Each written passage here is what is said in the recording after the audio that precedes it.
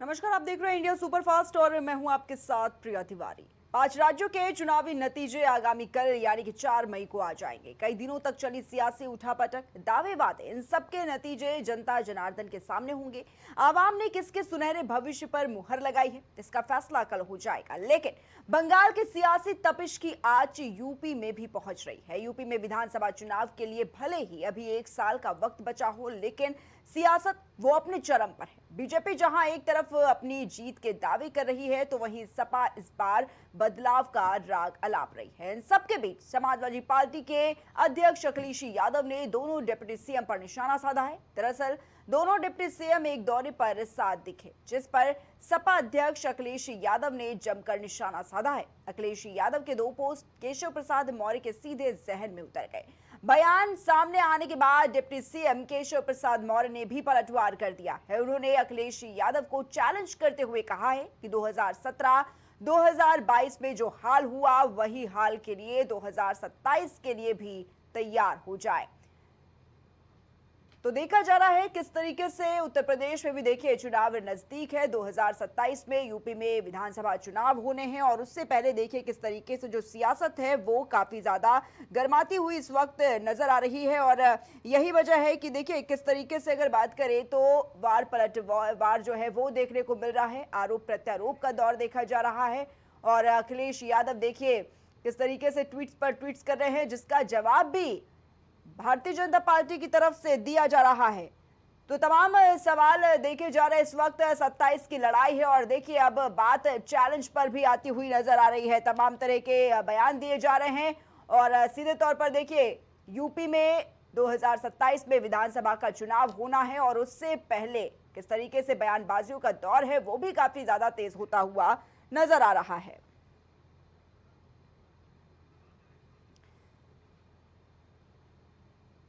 तो आपको बताना चाहेंगे कि अखिलेश यादव ने सबसे पहले एक पोस्ट किया और उन्होंने इस पोस्ट के जरिए उत्तर प्रदेश के दोनों डिप्टी सीएम पर जमकर निशाना साधा है। बात करें तो अखिलेश यादव के ट्वीट को लेकर तो उन्होंने लिखा कि 2 स्टूल मिलाकर कुर्सी नहीं बन जाती और उसके बाद से देखा गया कि कैसे सियासी उठापटक का दौर तेज हो गया। दावे वादे इन सबके बीच देखिए ये जो ट्वीट सामने आया है अखिलेश यादव का, उस पर सियासी बयानबाजी जो है वो देखी जा रही है। और यूपी बीजेपी अध्यक्ष पंकज चौधरी का भी एक बयान सामने आ गया और उन्होंने कहा कि कमल से साइकिल है जलती, इस तरह रोने से किस्मत नहीं बदलती।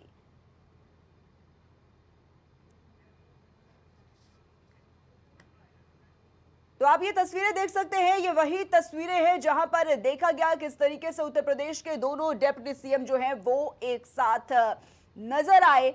और इस तस्वीर को लेकर ही अखिलेश यादव ने पोस्ट कर दिया। अखिलेश यादव ने कहा कि 2 स्टूलों को मिलाने से कुर्सी नहीं बनती। आप ये देख सकते हैं अखिलेश यादव का ये जो पोस्ट है वो देखा गया और देखिए इस पोस्ट पर जिस तरीके से उन्होंने कहा कि 2 स्टूल मिलाकर कुर्सी नहीं बन जाती, इसके बाद तमाम जो सवाल हैं वो बिल्कुल सीधे तौर पर खड़े होते हुए नजर आए और देखा गया कि यही से जो राजनीति है वो बढ़ती नजर आई। केशव प्रसाद मौर्य ने देखिए इसका पलटवार किया, उन्होंने भी पोस्ट किया और देखिए केशव प्रसाद मौर्य ने एक नहीं बल्कि एक के बाद एक कई ट्वीट्स किए, अखिलेश यादव को जवाब दिया।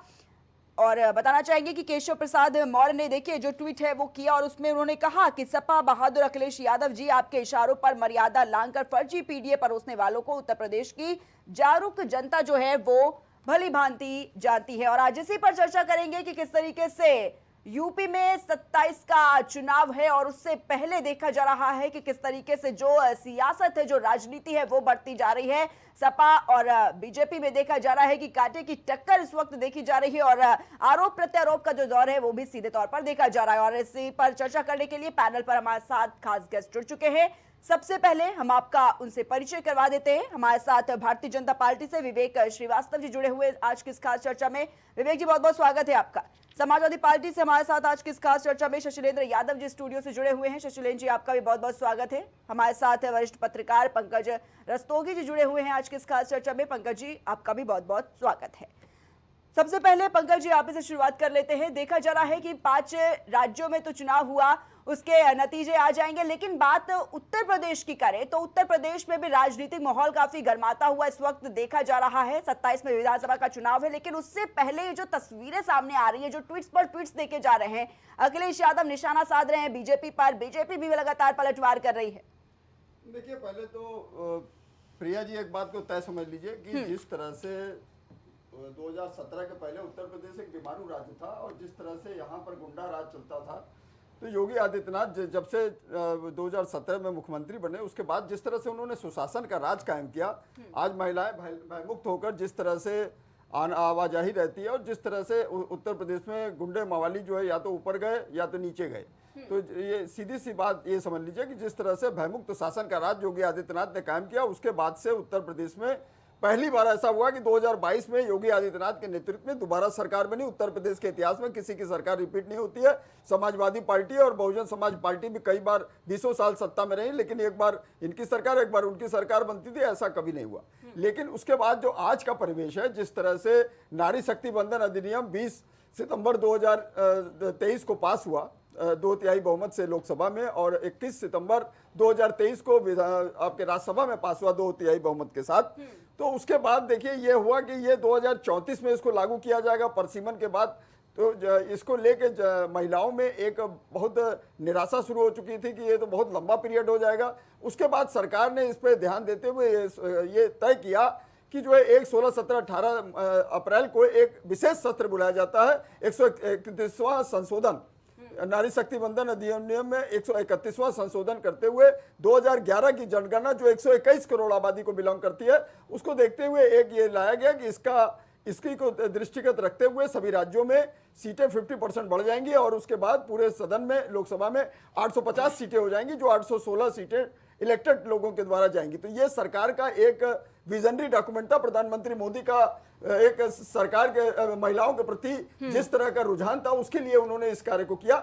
लेकिन विपक्ष को यह बात रास नहीं आई और विपक्ष ने अपनी पीठ थपथपाते हुए इसका विरोध कर दिया और 298/230 के तहत ये बिल संशोधन अधिनियम पास नहीं हो सका। और आज देखिए भारतीय जनता पार्टी को एक मुद्दा मिल गया, पूरा हर जगह जन आक्रोश रैली निकाली जा रही है। प्रधानमंत्री मोदी ने अपने संसदीय क्षेत्र में 28 अप्रैल को एक रैली की, जिसमें 50 से 65,000 महिलाएं, 70,000 महिलाएं उपस्थिति रही।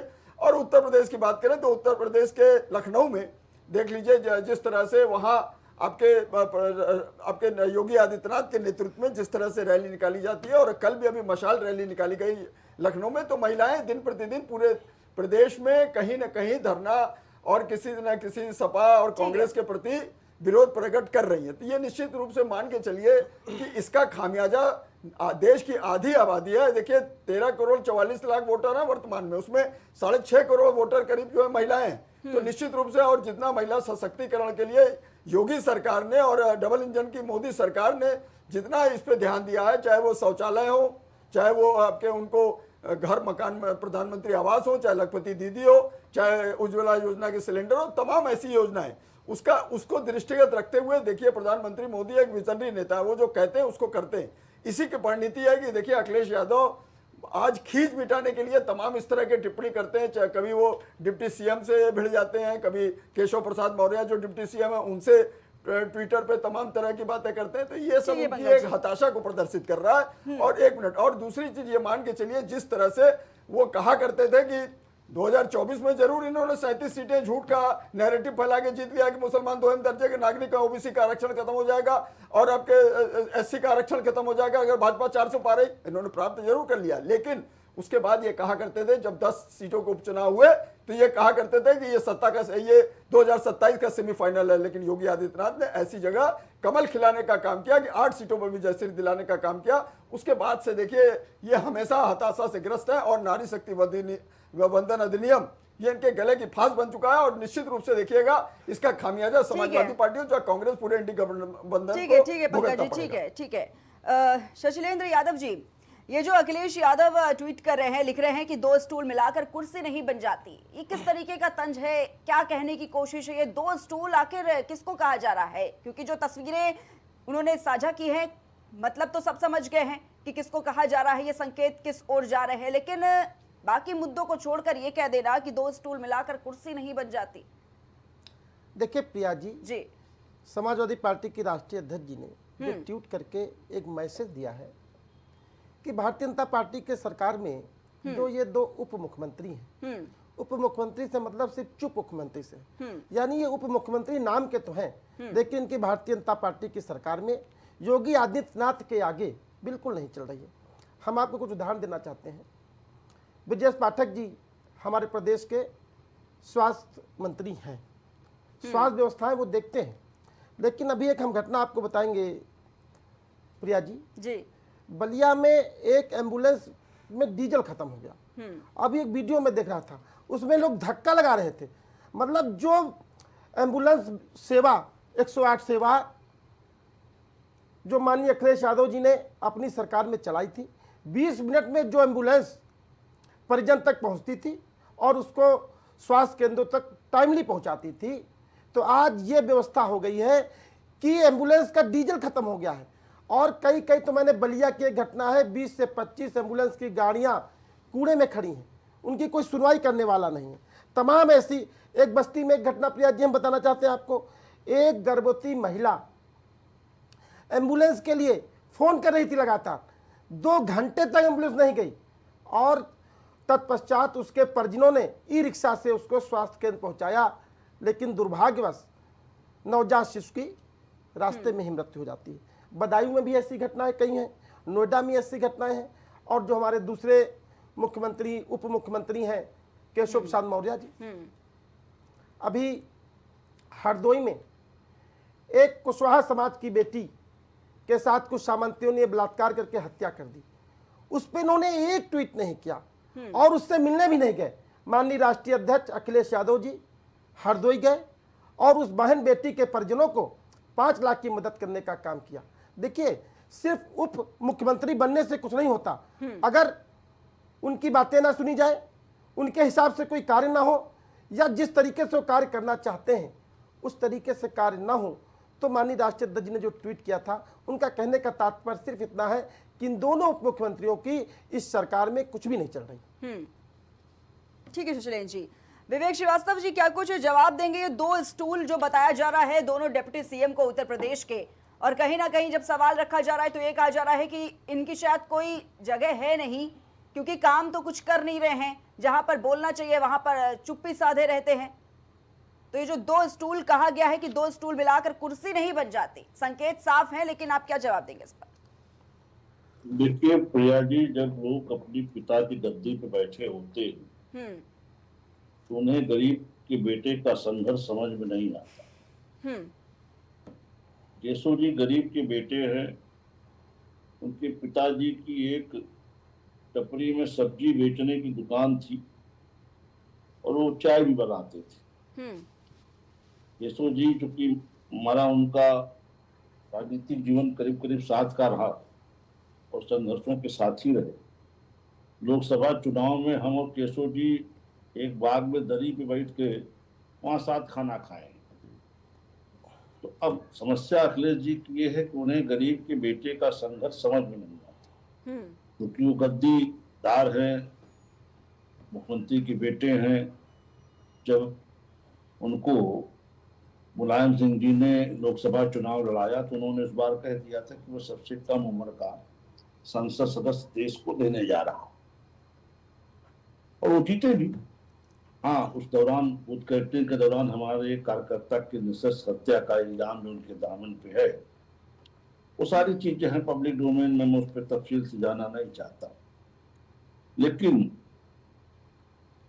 अब रहे दूसरे ब्रजेश पाठक, छात्र राजनीति से निकले हैं, बहुत लंबा संघर्ष है। तो जो संघर्षशील व्यक्तित्व है, उनके बैकग्राउंड को बिना समझे जिस तरह की टिप्पणी अखिलेश जी कर रहे हैं, उससे समझ में आता है कि वो सिंहासन के चकाचौंध में है। उनको गरीब का या जमीन के नेताओं का संघर्ष समझ में नहीं आता। कदाचित उनके ऊपर टिप्पणी करने से पहले कभी उन्होंने मुलायम सिंह के राजनीतिक जीवन पे दृष्टिपात किया होता तो शायद इस तरह की भाषा वो न बोल पाते। अब रही बात दोनों मंत्रियों की, दोनों उप मुख्यमंत्रियों की, तो दोनों उप मुख्यमंत्री जिस कार्यक्रम में थे, बुद्ध पूर्णिमा के अवसर पे थे, और वही उसी फोटो पर उन्होंने टिप्पणी की।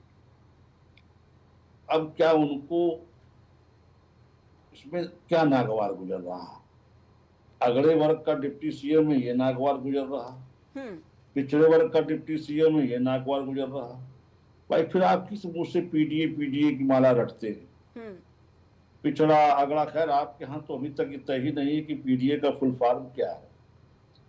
कभी हर आदमी अपनी सुविधा अनुसार बताता है, लेकिन अगर हम एक बार की मान भी लें कि आपके पीडीए में जो आप बताते वही है, तो फिर आप किस बात का इनके ऊपर कटाक्ष कर रहे हैं?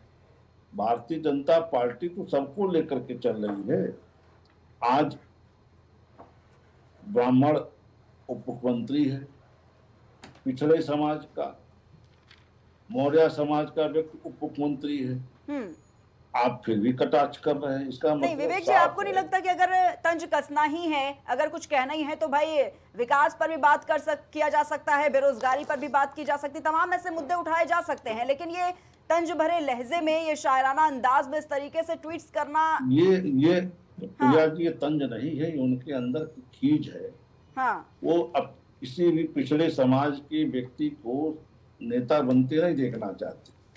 यही कारण है कि समाजवादी पार्टी किसी भी पूर्वांचल के यादव को टिकट नहीं देती। उनके यहाँ यादव मतलब परिवार का यादव। आजमगढ़ तक में चुनाव लड़ना है तो धर्मेंद्र यादव लड़ेंगे, शैलेंद्र यादव को यादव नहीं मानते, वो इनको केवल दरी बिछाने के लिए रखते हैं। बाकी जब देना होगा तो उनके परिवार से निकल के आएंगे, अक्षय यादव, आदित्य यादव, धर्मेंद्र यादव, डिम्पल यादव, शैलेंद्र जी नहीं उनको याद आएंगी। ठीक है। तो ये समस्या उनके यहाँ है। हमारे यहाँ क्या है कि हम सबको साथ लेके चलते, सबका विकास, सबकी भागीदारी रहती है। केशव जी का लंबा राजनीतिक इतिहास है, लंबा संघर्षीय जीवन है।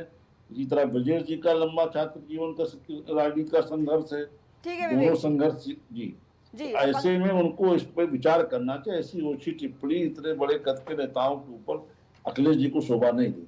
ठीक है। पंकज जी, जो देखा जा रहा है इस वक्त, एक बार सपा की तरफ से ट्वीट आता है, उसके बाद देखा जाता है बीजेपी की तरफ से ट्वीट्स आ जाते हैं। ये जो तंज भरे लहजा देखा जा रहा है, जो शायराना अंदाज दोनों तरफ से देखे जा रहे हैं, आपको नहीं लगता कि अगर विपक्ष को भी मुद्दा उठाना है, अगर कुछ कहना ही है, आरोप लगाने ही है, तो भाई इन तस्वीरों से अच्छा है कि जो बाकी कमियां देखी जा रही हैं यूपी में, क्योंकि ये भी कहा जा रहा है कि अभी नहीं, यहाँ पर कमी है, स्वास्थ्य विभाग में यहाँ कमी है, केजीएमयू में चले जाइए, वहां पर कुछ ऐसे मरीज है जहां पर बेड नहीं मिल रहे हैं, उसकी भी वीडियो हालांकि सामने आई है तमाम जगह पर, तो उनको उठाइए ना वो मुद्दे। ये दो साथ में दिख जाते हैं नेता, उनको बोल देते हैं कि आज तक तो नहीं देखा गया, चुनाव नजदीक आ रहा है, तो अब साथ साथ देखा जा रहा है, जबकि अंदरूनी जो कलह है पार्टी के अंदर वो तो बनी हुई है।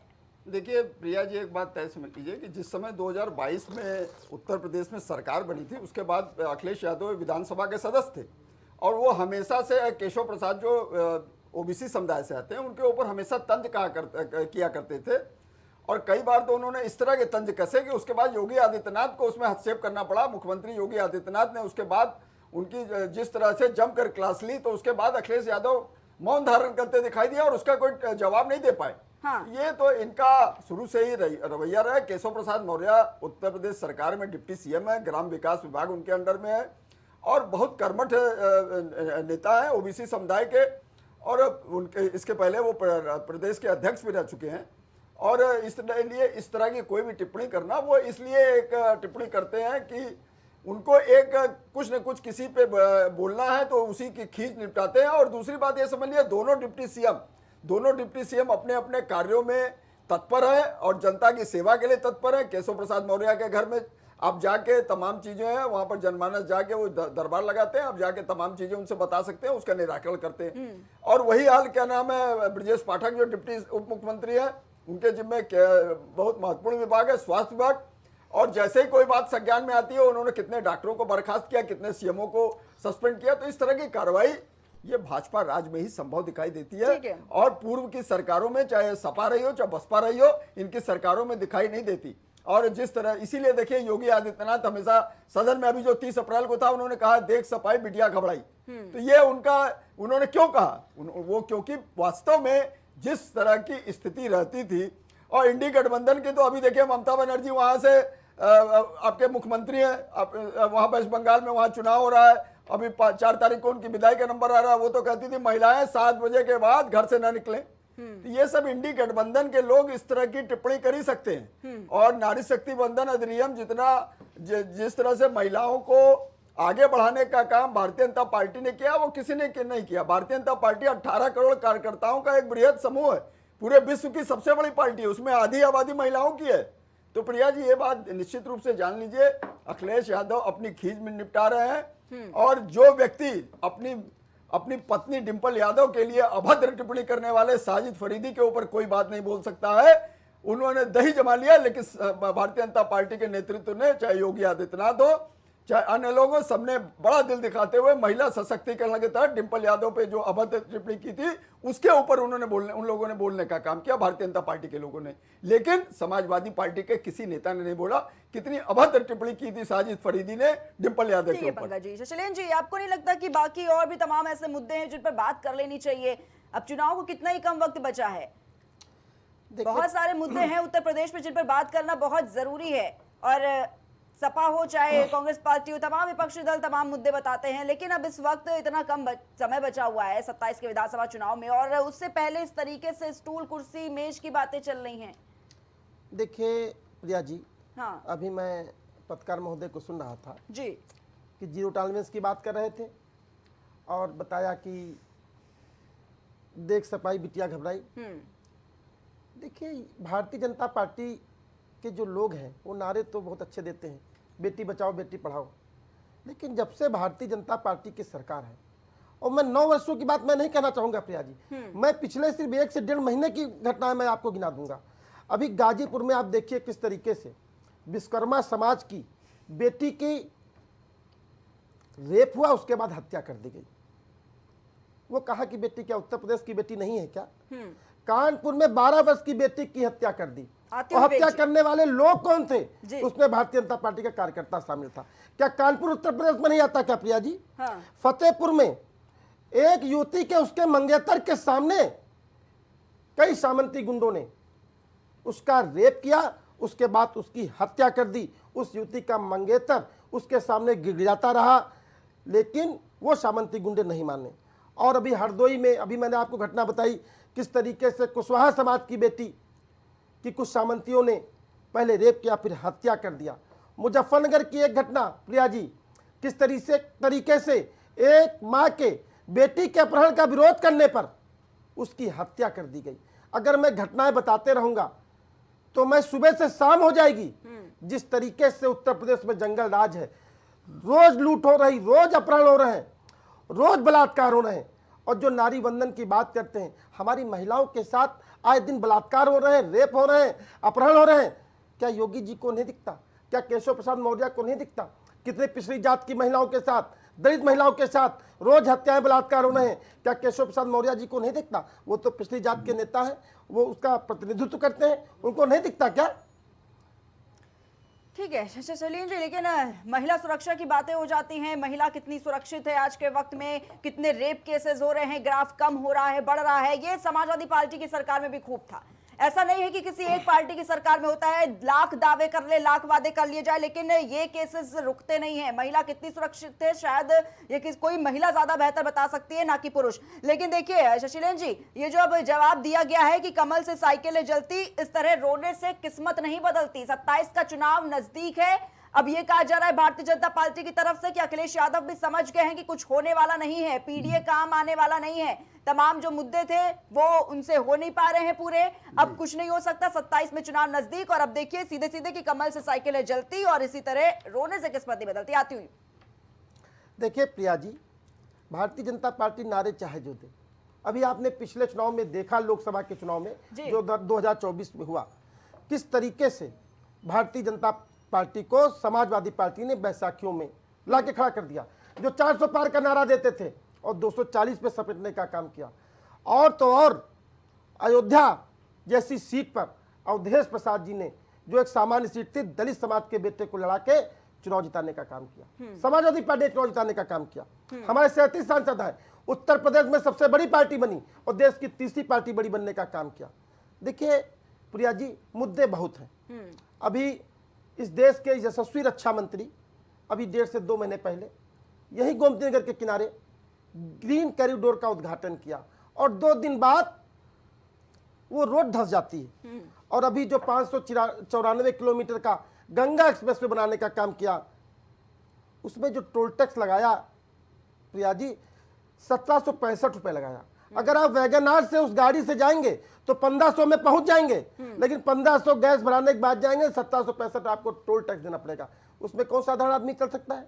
आप बताइए किस तरीके से। ऐसी तमाम टंकियां इन्होंने बनाई कि 3 महीने में टंकियां बनी, पानी भरा गया और गिर गई। मैं टंकियों के भी उदाहरण दे दूंगा। मथुरा में कृष्ण विहार कॉलोनी की पानी की टंकी गिर गई जिसमें 2 महिलाओं की मौत हो गई। सीतापुर में चुनका गोल में करीब 5.5 करोड़ की लागत से एक टंकी बनी और पानी भरने के बाद वो गिर गई। महोबा के जैतपुर ब्लॉक में टंकी में पानी भरते ही वो दरक गई। और कानपुर और लखीमपुर में जब भी टेस्टिंग हुई और टेस्टिंग करते ही टंकियां गिर गई। देखिए, जो भारतीय जनता पार्टी की सरकार है वो भ्रष्टाचार से भरपूर है। लेकिन बीजेपी का रिपोर्ट कार्ड तो शायद यूपी की जनता से बेहतर तो और कौन ही जानता होगा। चाहे वो सपा की जब सरकार रही हो तब भी उसका रिपोर्ट कार्ड जनता बेहतर जानती है, चाहे बसपा की जब सरकार थी उसका रिपोर्ट कार्ड भी जनता बेहतर जानती है। तो अब ये कहा जा रहा है ना कि जनता तो जानती है बखूबी, तो 27 में जब चुनाव होगा तब इसमें डरने की कोई बात ही नहीं है, चाहे वो कोई पार्टी क्यों ना हो। लेकिन विवेक श्रीवास्तव जी कुछ जवाब देना चाह रहे थे आपके सवाल का। विवेक जी बोलिए। देखिए, मैं ससलेन जी को उस बात का जवाब देना चाह रहा था। हाँ। उन्होंने गाजीपुर का जिक्र किया। बात नेशनल चैनल पे तथ्यात्मक रूप से सही रखी जाए। गाजीपुर में उस बेटी के पिता ने स्वयं 112 पे सूचना दर्ज कराई कि मेरी बेटी ने पुल से कूद के आत्महत्या कर ली, और पोस्टमार्टम रिपोर्ट में कहीं भी बलात्कार की पुष्टि नहीं हुई। ऐसे में ये कहना कि रेप हो गया, आप अनावश्यक के आंकड़े न दिखाएं। अगर आप इस तरह की घटनाओं का जिक्र करते हैं तो आपके तो शासनकाल में मुख्यमंत्री आवास के बगल में गायत्री प्रजापति रेप कर डाले थे। तब तक उनकी गिरफ्तारी नहीं हुई जब तक उत्तर प्रदेश में योगी आदित्यनाथ जी की सरकार नहीं आई। आज उसी में वो सजा पा करके जेल काट रहे हैं। तो आपने तो मंत्री तक लोग मुख्यमंत्री आवास के बगल में बैठ के दुराचार में लेते थे।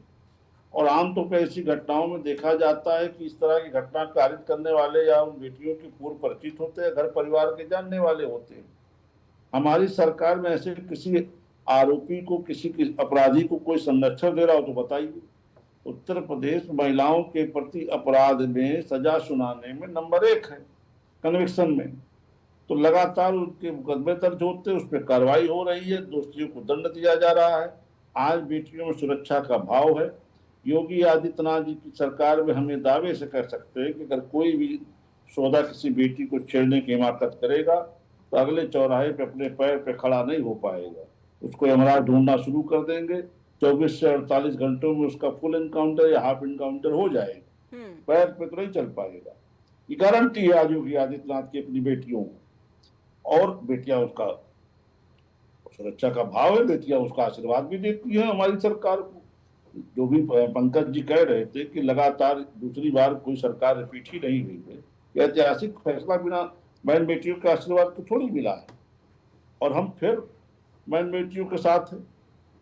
नारी शक्ति वंदन अधिनियम में जिस तरह से विपक्ष का रवैया रहा, विपक्ष में बेनकाब हुआ है, आज हम फिर साथ हैं। लेकिन ऐसे इन मुद्दों पे बात करने के बजाय जिस तरह से अखिलेश जी अस्तरहीन टिप्पणी कर रहे हैं, दोनों डिप्टी सीएम के लंबे राजनीतिक संघर्ष की अनदेखी करके इस तरह से सतही टिप्पणी करना ये शोभा नहीं देता। ये बताता है कि वो गद्दी नसीन है, उन्हें गद्दी समझ में आती है, उन्हें सामान्य परिवारों से आए हुए लोगों का जीवन संघर्ष समझ में नहीं आता कि उनकी समस्या है। बाकी जनता समझाने का काम कर देगी 27 में। जो किशोर जी ने कहा कि 27 में भी सपा नहीं आएगी, वो वही कह रहे हैं। वो जो जमीन पे संघर्ष कर रहे हैं, विवेक जी वो तो 47 तक का भविष्यवाणी करके बैठ गए ना। अभी केशव प्रसाद मौर्य ने तो एक ट्वीट भी कर दिया जिसमें कह रहे हैं कि साफ है कि 2027 तो छोड़िए, 2047 तक सैफई परिवार का मुख्यमंत्री बनने का जो सपना है वो अधूरा ही रहेगा, नहीं बनेगा। वो राजयोग समाप्त हो चुका है, जनता समझ चुकी है। ये देखिए, इनका जो समाजवाद है प्रिया जी, वो दूसरे टाइप का है। ये जियाउल हक के हत्यारे को विधानसभा का टिकट दे देंगे, उसकी पत्नी को नौकरी, वो परिवार को मुआवजा दे देंगे। तो इस तरह का समाजवादी न्याय उत्तर प्रदेश नहीं चाहता। आप या तो पीड़ित के साथ खड़े हो, हालांकि समाजवादी चरित्र की हमेशा अपराधियों के साथ खड़े होते हैं। ठीक है विवेक श्रीवास्तव जी, अखिलेश ठीक जी है, दोनों के साथ आप खड़े कह रहे होना हैं कि चाहते हैं, अपराध कैसे संभव? अपराध नहीं चाहती है यूपी की जनता, ये किसी भी राज्य में कोई भी जनता ये नहीं चाहती है, लेकिन जनता वही ना महंगाई भी नहीं चाहती है, वो भी तो त्रस्त है ना। कॉमर्शियल गैस सिलेंडर के दाम कितने ज्यादा बढ़ा दिए गए हैं, जनता तो उससे भी परेशान है।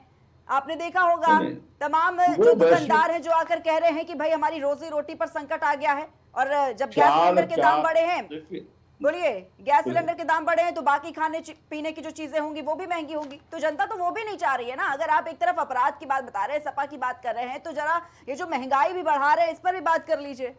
बिल्कुल कर लीजिए, आइए करते हैं बात। बिल्कुल बिल्कुल करिए। 4 साल से किसी भी डीजल पेट्रोल के और गैस के दाम नहीं बढ़ाए गए। हाँ। कॉमर्शियल सिलेंडर में तब दाम बढ़ाए गए जब वैश्विक संकट है। इन प्रदेशों का हंगर इंडेक्स और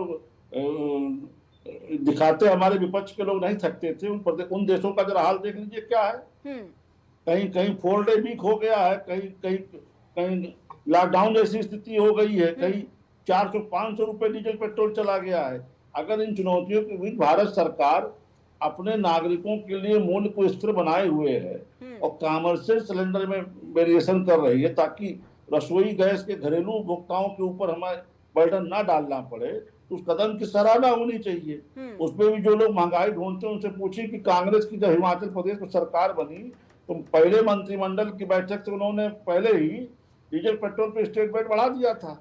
लेकिन जब भारत सरकार ने बाकी सरकारों के इतिहास जानकर लेकिन क्या करेंगे ना, अब ये तो आप भी बहुत अच्छे से समझते होंगे। कांग्रेस पार्टी का इतिहास जानकर अब हम क्या कर लेंगे? कांग्रेस पार्टी इसी वजह से शायद सत्ता में नहीं है, जनता नहीं पसंद कर रही होगी, समाजवादी पार्टी जनता नहीं पसंद कर रही होगी। जनता के आशीर्वाद से जनता के लिए और जनता के लिए काम कर रहे हैं। हमने घरेलू गैस का दाम नहीं बिगड़ने दिया उपभोक्ताओं का। कॉमर्शियल से भी अरे विवेक जी, कॉमर्शियल से नहीं लगता कि आपको कि बाकी लोगों पर इसका असर पड़ेगा?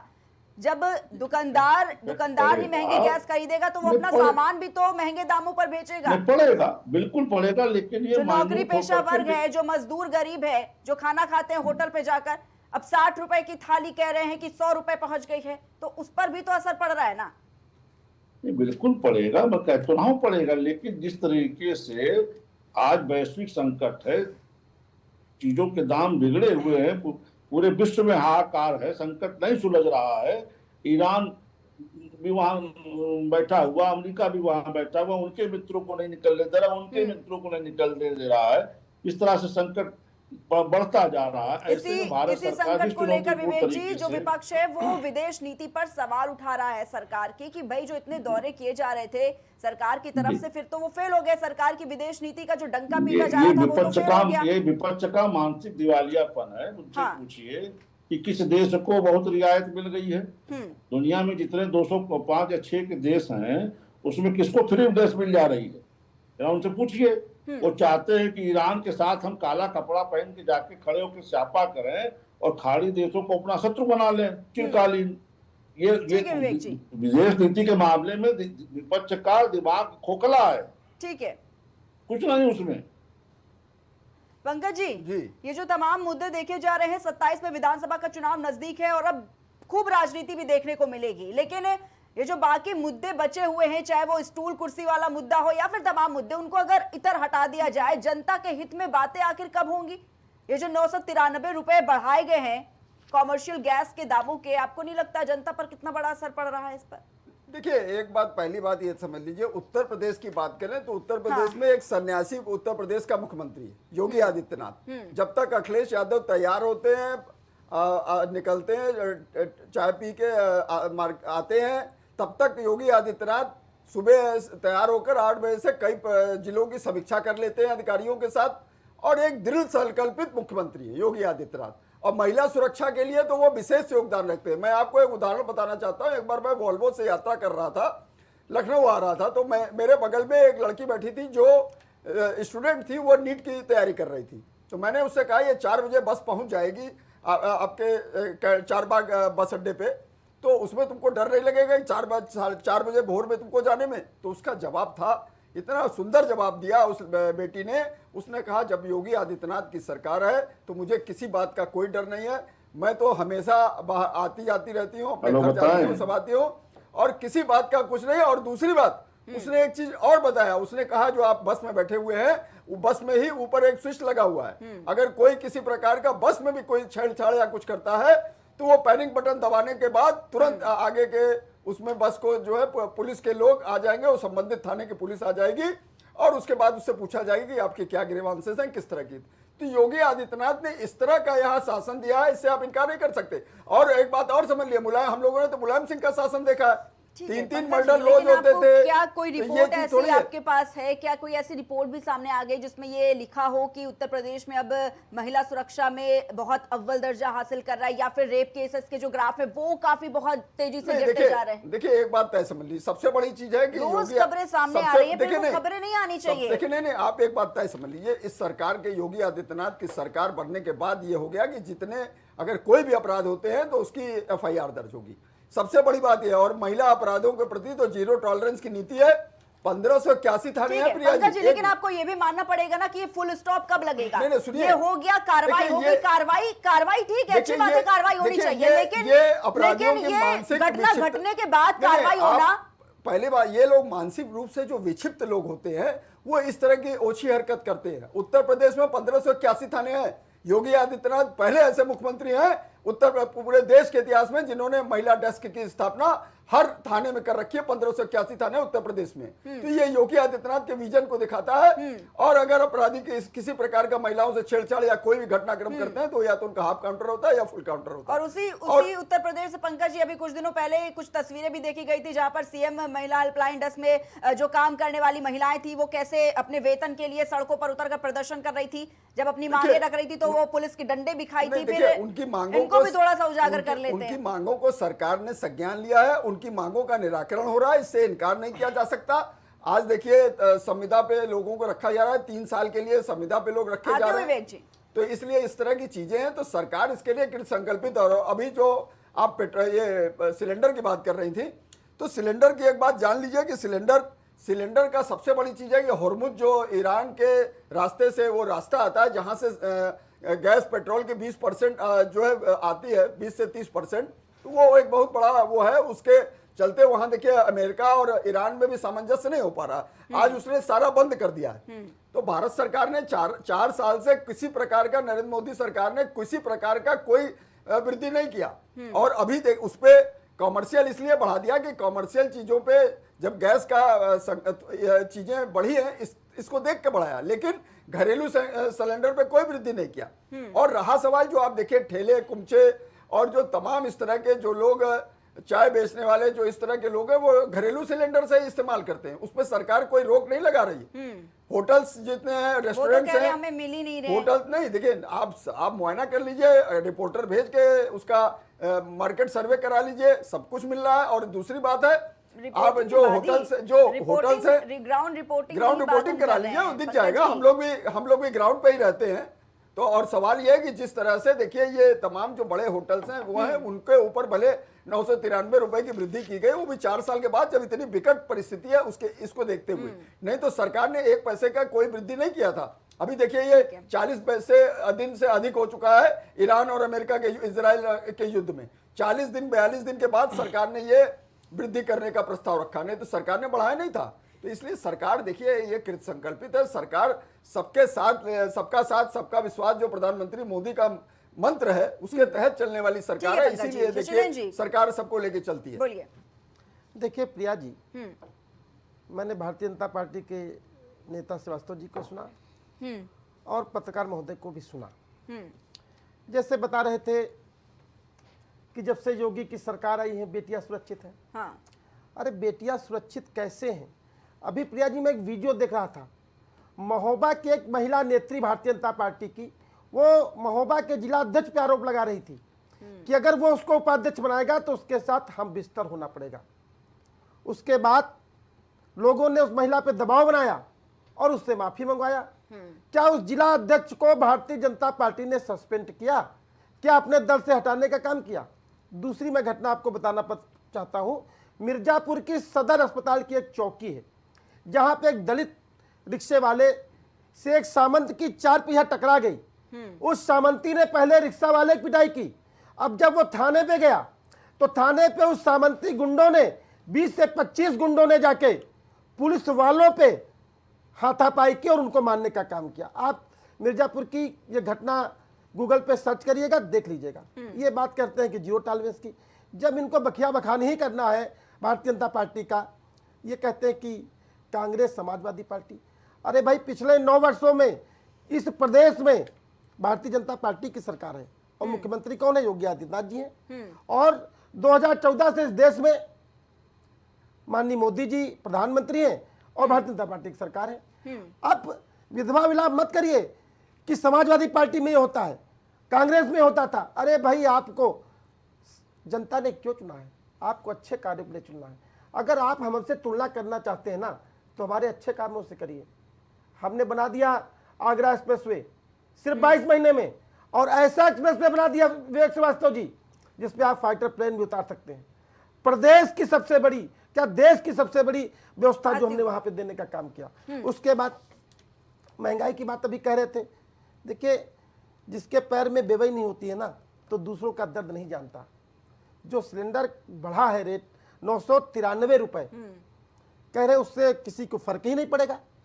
प्रिया जी, जो रेवड़ी वाले होते हैं, झोपड़ियों में दुकानें खोलते हैं, होटल छोटे छोटे चलाते हैं, झुग्गी झोपड़ी वाले लोग, उन पे गरीब लोग खाना खाते हैं। जो 60 रुपए की प्लेट थी खाने की, वो 100 रुपए हो गई। जो हमारे स्टूडेंट बाहर रहते हैं, वो अपनी माँ बेटी और बाप को सबको छोड़ के, जो बाहर रहते हैं, बहनों को छोड़ के, वो खुद खाना नहीं बनाते हैं, वो छोटे छोटे होटलों पे ही खाना खाते हैं। जो 60 रुपए में खाना खा लेते थे, अब 100 रुपए में खाते हैं।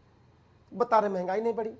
जो स्टूडेंट हमारे बाहर रहते हैं, प्रिया जी, पिछली सरकार में, जब से योगी जी की सरकार है, एक भर्ती बता दी इन्होंने निष्पक्ष किया हो। 68,000 शिक्षक भर्ती किया। पिछड़ी जात के जो अभ्यर्थी थे, उनके साथ अनियमितता पाई गई। आज भी को गार्ड में बैठे हैं। सुप्रीम कोर्ट के आदेश के बाद भी कोई सुनने वाला उनकी नहीं है। यूपी पुलिस कांस्टेबल की भर्ती की, पेपर लीक, भर्ती रद्द।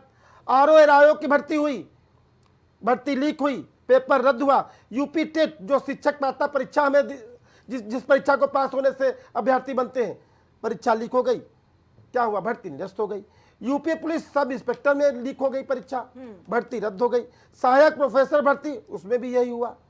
प्रिया जी, जब कोई किसान का बेटा 800-900 रुपए धान गेहूं बेचकर अपने बेटे को कोई फॉर्म भराने का काम करता है, जब वो परीक्षा देने पहुंचता है और पता चलता है कि ये तो भर्ती, पेपर लीक होने से भर्ती जो है निरस्त हो गई, उसके माँ बाप पे, उस बेटे पे क्या बेइज्जती होगी जिसने 800-900 रुपए धान गेहूं बेच के उस फॉर्म को भरने का काम किया। प्रिया जी, ये है भारतीय जनता पार्टी की सरकार। लेकिन जब बखिया बखाने करना है तो झूठ पे चाहे जो बोलिए, कोई सुनने वाला नहीं। ठीक है शशिलेन जी। विवेक जी बोलिए। देखिए, प्रिया जी, शशिलेन जी मैं सुन रहा था, उन्होंने आगरा एक्सप्रेसवे का नाम लिया। उसी आगरा एक्सप्रेसवे का उद्घाटन करके लौटते समय नवनीत सहगल की गाड़ी वहीं गड्ढे में घुस गई थी। मर के बचे थे, महीनों वेदांता में एडमिट थी। इन्हें वहां भ्रष्टाचार,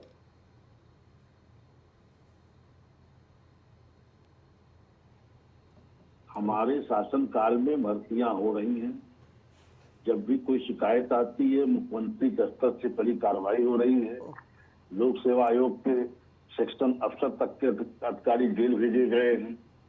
इनके शासनकाल में मुख्यमंत्री आवास में सूची बनती थी, अनिल यादव उसी को ले जाके छाप देते थे। तमाम भर्ती एजेंसियां मुख्यमंत्री आवास के अंदर सिमट के रह रही थी। आज गरीब का बच्चा अपनी योग्यता के अनुसार परीक्षा दे पा रहा है और भर्ती हो रहा है। पुलिस की भर्ती, निष्पक्ष नियुक्ति, जवान ट्रेनिंग करके ड्यूटी पा चुकी है। इन्हें ये नहीं है जानकारी कि लगभग 9 लाख सरकारी नौकरी उत्तर प्रदेश सरकार दे चुकी है। ये अभी भी अपने समय की उसमें यादों में खोए हुए हैं। उत्तर प्रदेश सरकार ने हर मोर्चे पे शुचिता बहाल करने का काम किया, चाहे वो भर्ती परीक्षा हो, चाहे वो बोर्ड परीक्षा तक की शुचिता हो। जिस तरह से इन्होंने तार तार करके दिया था, सबको हमने शुचिता बहाल करके आज ये स्तर कर दिया कि उत्तर प्रदेश की डिग्री या मार्कशीट लेकर के लोग कहीं जाते हैं तो लोग उनको सम्मान की दृष्टि से देखते हैं। वो दशा नहीं है कि जो एक समय बिहार के लोगों की हुआ करती थी, बिहार से आए तो उसका मतलब नकल से पास हो, वही उत्तर प्रदेश की इन्होंने बना दिया था। आज उत्तर प्रदेश में तमाम उद्योगपतियों के द्वारा फैक्ट्रियां लगाई जा रही हैं। आज आपके ही लखनऊ में ब्रह्मोस मिसाइल बन रही है, संडीला में बबलिंग स्काट की फैक्ट्री में प्रोडक्शन चालू है, अमेठी में AK-47 की फैक्ट्री में प्रोडक्शन चालू है, लोगों को रोजगार मिल रहे हैं। और उत्तर प्रदेश दुनिया के नक्शे पे, चाहे वो पर्यटन हो, चाहे वो हथियार उत्पादन में हो, आज प्रमुख केंद्र बनता जा रहा है। लाखों लाख की संख्या काशी विश्वनाथ और अयोध्या, इस तरह से यहाँ का पर्यटन फला फूला है। मथुरा का आज आप देख लीजिए, उन जिलों के नागरिकों की स्थितियां बदल चुकी है। जो मिठाई वाला पहले 5-10 किलो लड्डू नहीं बेच पाता था, आज वो 50 किलो से ऊपर लड्डू बेच रहा है। हर आदमी के जीवन स्तर में एक चमत्कारी परिवर्तन हुआ है। समाजवादी पार्टी इस जमीनी हकीकत से रूबरू नहीं है कि अभी भी उस भाई भतीजावाद की कल्पना करना चाहते हैं, परिवारवाद की कल्पना में खोए रहना चाहते हैं, और इनको उसके लिए सत्ता चाहिए। सत्ता के रास्ते में सबसे बड़ी रुकावट उत्तर प्रदेश की जनता है। इनके लिए जो स्वरोजगार, जो सुशासन, जो हम उसके जीवन स्तर में परिवर्तन दे रहे हैं, ठीक है विवेक जी, वो इन्हें समझ में नहीं आता। बोलिए सुशील। आज जनता जिस महंगाई की बात कर रहे हैं, आज उत्तर प्रदेश में 7वां वेतन आयोग लागू है। प्रिया जी, पश्चिम बंगाल में अभी तक 5वें से ऊपर वेतन आयोग नहीं लागू हो पाया है। ये अंतर है, तो इन्हें समझना होगा। ठीक है विवेक जी, लेकिन देखिए महंगाई को लेकर विपक्ष ने पहले भी कहा था कि चुनाव जैसे ही खत्म होंगे सरकार देखना महंगाई बढ़ा देगी, 440 वोल्ट का झटका तुरंत जनता को देगी महंगाई का। और अब कह रहे हैं कि अब तो महंगाई बढ़ ही गई, अरे कम से कम रिजल्ट आने तक का तो इंतजार कर ही लेती सरकार, कि परिणाम आ जाते तब महंगाई बढ़ाती, इतना भी इंतजार नहीं हुआ। कहीं कोई महंगाई नहीं बढ़ी है प्रिया जी, ये विपक्ष का मानसिक दिवालियापन है। विपक्ष चाहती है कि देश की रिफाइनरी कंपनियां, गैस पेट्रोलियम कंपनियां दिवालिया हो जाएं, देश का भट्ठा बैठ जाए, देश में लॉकडाउन लग जाए। ये देश को आर्थिक संकट में डालना चाहते हैं। भारत सरकार मजबूती से मोर्चों पर डटी हुई है, मूल्यों में पूरी तरह नियंत्रण बनाए हुए है। विपक्ष कहीं भी अपने मंसूबे में कामयाब नहीं हो पा रहा है, इसके लिए विपक्ष अपने मानसिक दिवालियापन का परिचय देते इस तरह की ऊंची टिप्पणियां कर रहा है। कभी डिप्टी सीएम के ऊपर टिप्पणी कर रहा है, कभी कुछ पे कर रहा है। ठीक है विवेक जी, ना इनका महंगाई से कोई वास्ता। बढ़ भी गए कॉमर्शियल गैस सिलेंडर के, तो उससे कोई देश में महंगाई नहीं आ गई है। तो ये जो फालतू का प्रोपेगेंडा फैलाने की कोशिश विपक्ष कर रहा है उसको बंद कर देना चाहिए। जो जनता रो रही है उसको भी बंद हो जाना चाहिए कि भाई ये फालतू का प्रोपेगेंडा क्यों बनाया जा रहा है। फिर नहीं, जनता सब समझ रही है। देखिए, लोकतंत्र में प्रिया जी जनता ही काफी जाती है। हाँ, जनता को खूब मालूम है कि जिस तरह से वैश्विक संकट है डीजल पेट्रोल गैस को लेकर के, वो वैश्विक संकट में भारत सरकार किस तरह से देश हितों को साधे हुए है। पेट्रोलियम मंत्रालय की तरफ से लगातार विवेक जी कहा जा रहा था, ये लगातार प्रेस कॉन्फ्रेंस हो रही थी कि हमारे पास पर्याप्त मात्रा में भंडारण है। तो भंडारण है तो भंडारण 60 दिन का है, 90 दिन का है। क्योंकि विपक्ष पहले भी कह रहा था कि देखना सरकार अभी कैसे पेट्रोल डीजल के दाम बढ़ा देगी, मिडिल ईस्ट में जो वॉर छिड़ा हुआ है उसके चलते। फिर तुरंत जवाब दिया सरकार की तरफ से कि नहीं, ये सब कुछ नहीं होगा, ये सारी फेक न्यूज है, भ्रामक खबरें हैं। लेकिन जब 994 रुपए बढ़ा दिए गए तो आप कह रहे महंगाई है ही नहीं, बढ़ाई उसी विपक्ष से पूछिए कि जो विपक्ष पड़ोसी दोस्तों के हंगर इंडेक्स दिखा दिखा करके हम लोगों का मजाक उड़ाता था टीवी में, पूछिए उन देशों की हालत क्या है। अगर पड़ोसी देशों का हंगर इंडेक्स अब इनको नहीं याद आ रहा है तो कहिए अपना ज्ञानवर्धन करें। आज सारे देशों के मुकाबले भारत में मूल्य स्थिर हैं और उसका श्रेय भारत सरकार को है। विपक्ष के गाल बजाने से जनता के बकावे में आने वाली नहीं है।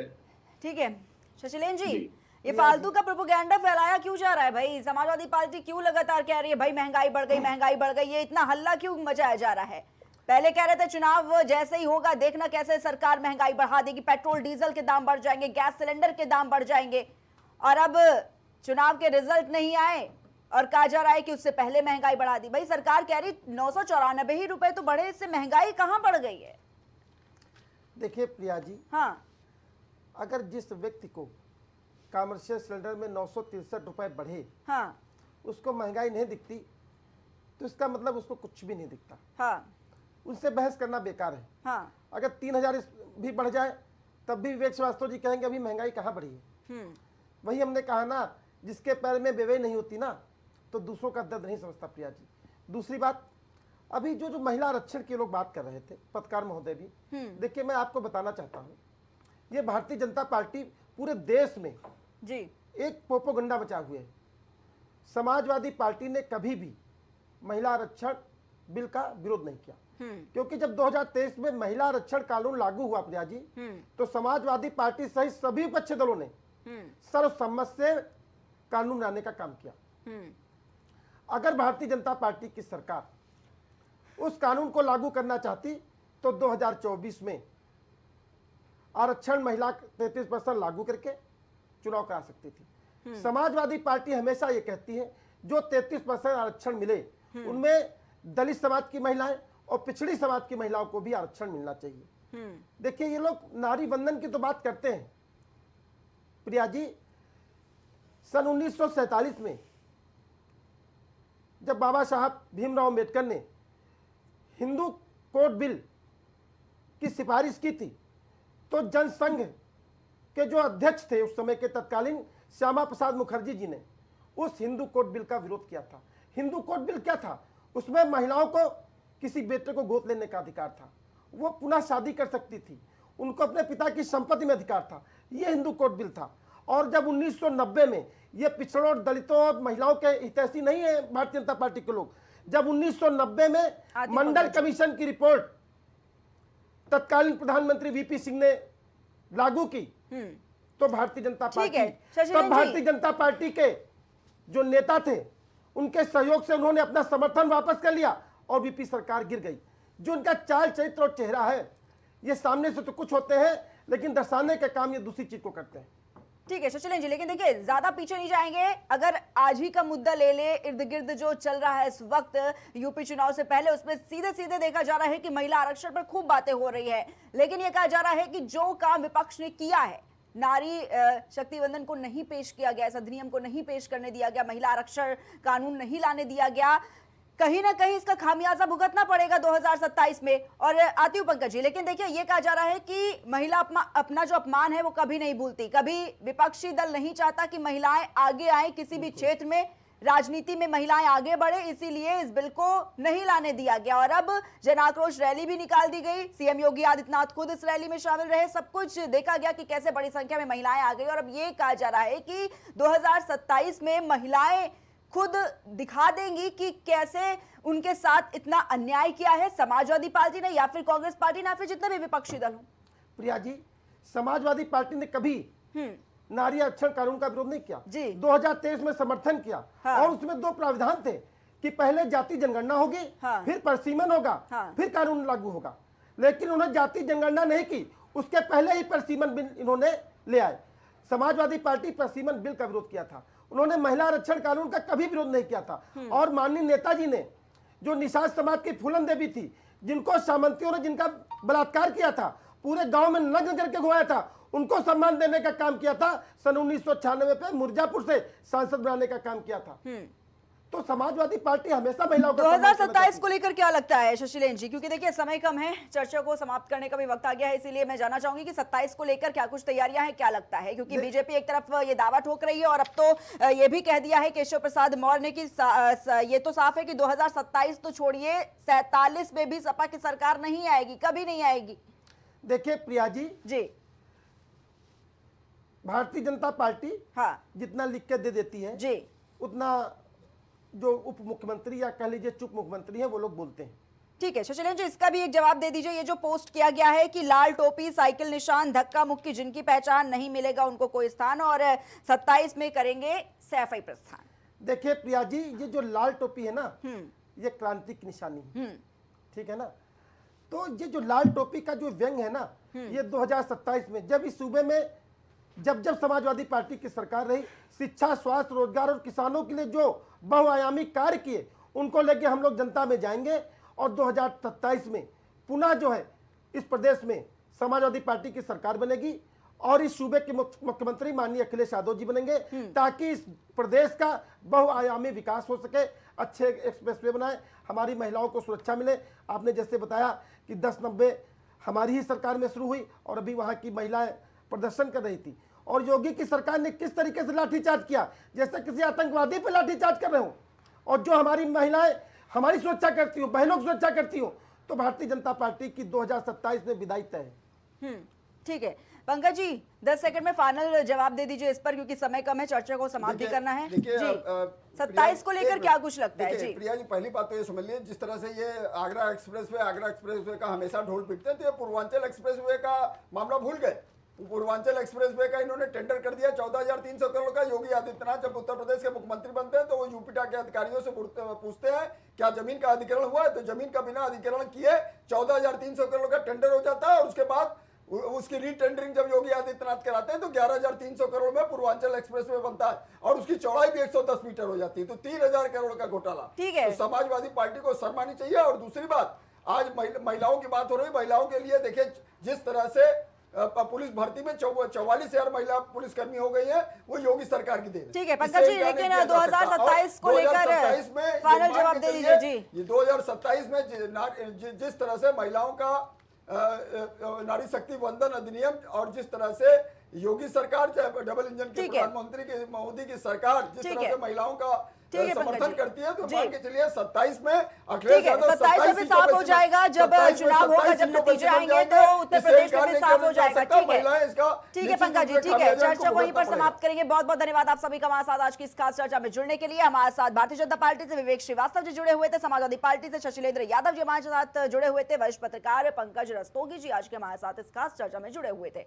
तो यूपी में विधानसभा चुनाव के लिए भले ही अभी 1 साल का वक्त बचा हो, लेकिन सियासत देखा जा रहा है कि कैसे अपने चरम पर है। बीजेपी जहां एक तरफ अपनी जीत के दावे कर रही है, तो वहीं सपा इस बार बदलाव का राग अलाप रही, और इन सबके बीच देखा जा रहा है कि किस तरीके से आरोप प्रत्यारोप का जो दौर है वो भी सीधे तौर पर देखा जा रहा है। अखिलेश यादव एक तरफ ट्वीट्स कर रहे हैं, तो दूसरी तरफ उसके जवाब में भारतीय जनता पार्टी के जो नेता है वो भी